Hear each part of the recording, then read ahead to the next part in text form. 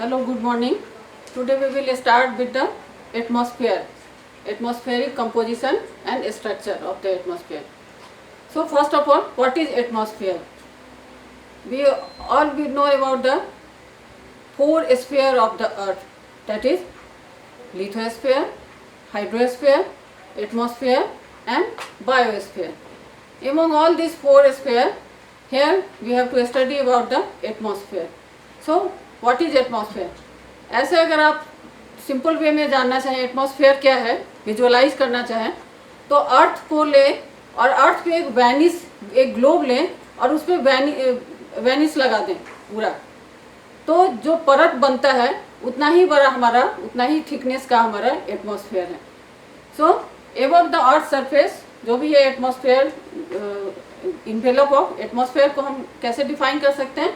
Atmosphere is an envelope of gaseous mixture, water vapor and dust particle. Like envelope of gaseous mixture commonly called air over the lithosphere and water hydrosphere which is retained by the earth's gravity. earth के gravity के कारण जो retain करता है एक particular place तक, earth gravity के कारण हमारा जो air है वो retain करता है, water vapor retain करता है, dust particle retain करता है, तो इन सब के मिक्सचर को हम एटमॉस्फेयर बोलते हैं. On the basis of composition atmosphere is divided into two part. First is the homosphere, second is the heterosphere. Homosphere, homo means uniform, so uniform in composition.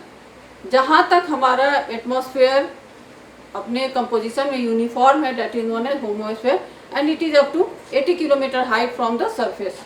And second is the above 80 km. above 80 km जितना भी gaseous constituent है वो उसमें धीरे धीरे कमी आने लगती है. अब हमारा गैसियस एटमॉस्फेयर में होता क्या क्या है, कौन कौन सा एलिमेंट पाया जाता है? तो एटमॉस्फेयर में सबसे पहला है जो सबसे ज़्यादा क्वांटिटी में पाया जाता है वो नाइट्रोजन पाया जाता है, that is 78%. Oxygen 21%, carbon dioxide 0.03%, trace element है. तो ये सारा कंपोज, फिर वाटर वेपर है इसमें, डस्ट पार्ट के लिए, ये सारा चीज़ का कॉम्बिनेशन क्या कहलाता है? एटमॉस्फेयर कहलाता है. अब आप देखोगे कि जो हमारा नेचर है इतना ब्यूटीफुली बना हुआ है, हर चीज जितने भी कंस्टिट्यूएंट्स हैं सबका एक सिग्निफिकेंट है. जैसे नाइट्रोजन, नाइट्रोजन अगर नहीं रहता, इसकी जगह 78%, इसकी जगह अगर ऑक्सीजन होता तो क्या होता? नाइट्रोजन का जो कैरेक्टरिस्टिक्स है 78% इसलिए है क्योंकि ये इनर्ट गैसेज है. इनर्ट गैसेज है ताकि एटमॉस्फेयर में कुछ गड़बड़ी ना हो, हलचल ना हो, किसी तरह का केमिकल रिएक्शन ना हो, इसके लिए हम लोग नाइट्रोजन का परसेंटेज जो है वो ज़्यादा हमारे नेचर ने प्रोवाइड किया हुआ है. अगर नाइट्रोजन की जगह ऑक्सीजन होता तो क्या होता?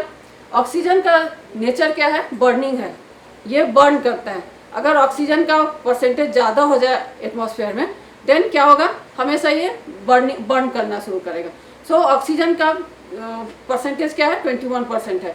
कार्बन डाइऑक्साइड सिर्फ 0.03% कार्बन डाइऑक्साइड प्रेजेंट होता है एटमॉस्फेयर में. क्यों प्रेजेंट होता है? क्योंकि आगे चल के जब पढ़ेंगे हम लोग कि रेडिएशन को कैसे, जब नीचे से रेडिएशन जाता है, अर्थ से निकलता है और ये कार्बन डाइऑक्साइड उस रेडिएशन को एब्जॉर्ब करता है. अगर एटमॉस्फेयर में कार्बन डाइऑक्साइड का कंसंट्रेशन बढ़ जाता है तो उससे क्या होगा? जितना भी रेडिएशन निकलता है हमारे अर्थ से निकलेगा वो ट्रैप हो जाएगा और अर्थ का टेम्परेचर बहुत ज़्यादा बढ़ जाएगा. ये जो नेचर है हमारा बैलेंस करके, जितने भी कंपोजिशन है एटमॉस्फेयर के कंपोजिशन है उनको बैलेंस करके रखता है. So atmosphere it is a very thin layer wrapped around a very large planet. और जैसा बताया कि कौन कौन सा नाइट्रोजन है, ऑक्सीजन है, आर्गन है, अदर गैसेस इसमें प्रेजेंट होते हैं. वाटर वेपर भी इसमें प्रेजेंट होता है. वाटर वेपर जो प्रेजेंट होता है वो 0.02% से 4% बाय वॉल्यूम इसमें प्रेजेंट होता है. जो ड्राई क्लाइमेट है उसमें 0.02% होगा. जहाँ ह्यूमिड क्लाइमेट है वहाँ पे मैक्सिमम 4% होगा. 4% से ज़्यादा नहीं हो सकता है कहीं किसी भी क्लाइमेट में वाटर वेपर. तो बेस्ड ऑन द टेम्परेचर, अब हमने देखा कि कंपोजिशन के बेसिस पे एटमॉस्फेयर को टू पार्ट में डिवाइड किया, होमोस्फेयर एंड हेट्रोस्फेयर. अब हम टेम्परेचर के बेसिस पे पूरे एटमॉस्फेयर को 4 पार्ट में डिवाइड करते हैं।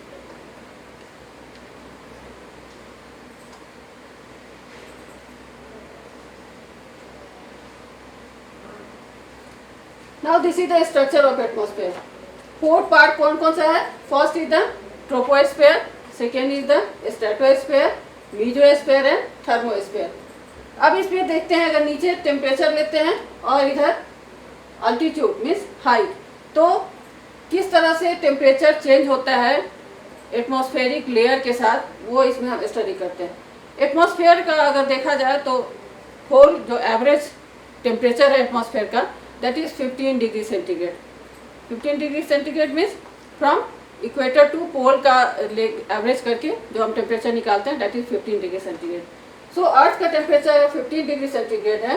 तो ट्रोपोस्फेयर में जैसे जैसे हम ऊपर की तरफ जाते हैं, ट्रोपोस्फेयर का हाइट इक्वेटर पे 16 किलोमीटर और पोल पे 8 किलोमीटर होता है।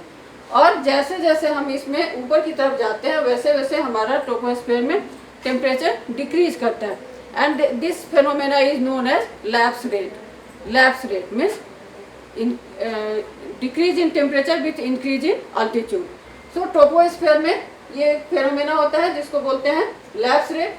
और ट्रोपोस्फेयर का मीनिंग क्या होता है? What is the meaning of troposphere? Troposphere means it derive from a Greek word that is tropos. Tropos means mixing, जहाँ, और इसको और भी हम क्या बोल सकते हैं? Theatre of the weather. जहाँ पे जितना भी वेदर है, प्रेसिपिटेशन होना, लाइटनिंग होना, टेम्परेचर बढ़ना घटना, ये सारा चीज़ कहाँ होता है? ट्रोपोस्फेयर में होता है। इसलिए इसको हम एक ये भी वर्ड देते हैं कि that is the theatre of the weather. So ये ट्रोपोस्फेयर आया। ट्रोपोस्फेयर पे एक ऐसा समय आता है जहाँ पे कि ये टेम्परेचर डिक्रीज होना स्टॉप कर देता है, tropopause, that is known as tropopause. Pause means stop. उसके बाद नेक्स्ट क्या होता है? धीरे धीरे टेम्परेचर कांस्टेंट रहता है कुछ हाइट तक।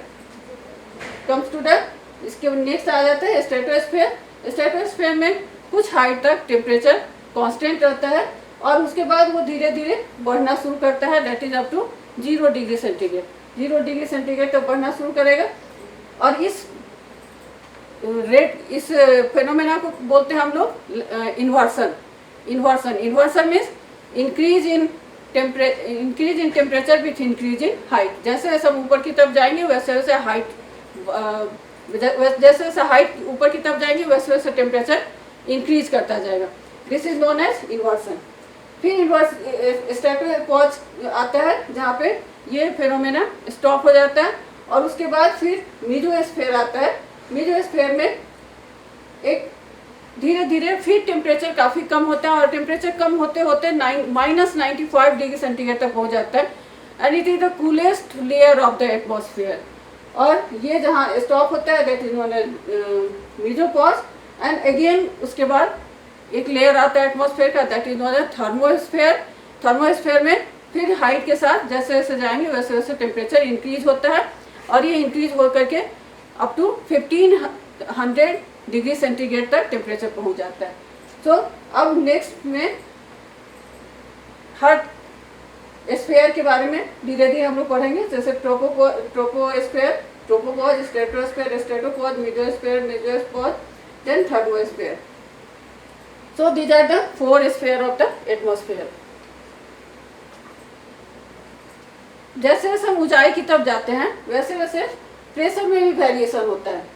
जब हम eight the height of 6 kilometre अगर जाते हैं तो जितना एटमॉस्फेरिक प्रेशर है वो घट के हमारा आधा हो जाता है at the height of 6 kilometre.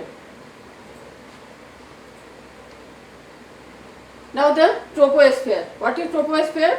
जैसे बताया, this is the region of the mixing. So this is the region of the mixing and extend from surface 9 kilometer in polar and 18 kilometer in the equator. Temperature decreases with height, pressure also decreases with height, and wind increases with height and goes to the jet stream. जैसे जैसे हम troposphere में बढ़ते जाएंगे वैसे वैसे troposphere के maximum height पे जा करके क्या होता है? विंड स्पीड इंक्रीज कर जाता है और जेट स्ट्रीम का रूप ले लेता है, जिसका विंड स्पीड होता है 150 knots. Most of the weather phenomena occur in this region only and the half of the atmosphere contains below 6 contains below 6 kilometre. 6 kilometre height तक ही जितना एटमॉस्फेयर है वो वहाँ पे सस्टेन करता है। And this is also known as the theatre for weather. ICAO atmosphere, international standard atmosphere. What is international standard of atmosphere? किसको हम बोलते हैं? जब surface pressure will be 1013.2 hectopascal, और इसको मिलीबार भी बोलते हैं। जब सरफेस टेम्परेचर 15 डिग्री सेंटीग्रेड हो और एयर डेंसिटी 1225 ग्राम पर क्यूबिक मीटर हो, तो उस प्लेस को हम बोलते हैं इंटरनेशनल स्टैंडर्ड एटमॉस्फेयर। तो ये अभी बता ही चुके हैं कि जैसे जैसे हम लोग ऊपर की तरफ जाते हैं वैसे वैसे टेम्परेचर जो है वो डिक्रीज करता है at the rate of 6.5 degree centigrade per kilometre के हिसाब से। जहाँ पे ट्रोपोपॉज खत्म होता है that is known as tropopause. Second layer is the stratosphere. Stratosphere ये एक्सटेंड करता है अप टू 50 किलोमीटर हाइट तक। 16 किलोमीटर से 50 किलोमीटर हाइट तक के लेयर को बोलते हैं स्ट्रेटोस्फेयर। एंड स्ट्रेटोस्फेयर में temperature increases with height and this layer is and this process is known as the inversion. और ये जाकर के it increases to the -3 degree centigrade. Troposphere में टेम्परेचर डिक्रीज होकर के -80 डिग्री तक चला जाता है और फिर उसके बाद वो इंक्रीज करके -3 डिग्री सेंटीग्रेड पर आता है। सबसे मेन जो इसमें स्ट्रेटोस्फेयर का फंक्शन है that is the it is also known ozonosphere is present in the stratosphere. Ozone layer इसमें प्रेजेंट होता है। कंसंट्रेशन इसका कहाँ है? 20 to 50 किलोमीटर तक, but maximum concentration is situated at 20 to 25 kilometre from the ground earth surface. So इसका main function क्या है? अगर ओजोन लेयर ना होता है तो क्या होता है? जितने भी अल्ट्रावायलेट रेडिएशन है जो ओजोन लेयर जैसे ही आता है ओजोन लेयर में वो इनको एब्जॉर्ब कर लेता है और उसको आने नहीं देता है धरती पे, क्योंकि अल्ट्रावायलेट रेडिएशन काफ़ी हार्मफुल इफेक्ट देता है। तो ओजोन लेयर के कारण ये एक तरह का सील्ड की तरह काम करता है। ओजोनो लेयर हमारे जो कि प्रेजेंट होता है स्ट्रेटोस्फेयर में, it is concentrated between the 20 to 25 kilometre from the earth surface. So ultraviolet radiation is absorbed by the ozone and acts as a protection of living being on the earth. After the stratosphere, that is mesosphere, it is extend up to 85 kilometer from the ground surface, and in this layer temperature decreases with the height and goes up to -93 degree centigrade. This is also known as the coolest region of the atmosphere, and chemicals in this region absorb solar radiation and hence are in excited state. And the last is the thermosphere, that is after the mesosphere. This is the thermosphere, in which it extends up to the 600 kilometer, and the temperature increases in this layer is more than 1500 degree centigrade. Chemical reaction अगर much faster है than on the surface of the earth. इसमें chemical reaction बहुत ज़्यादा होता है।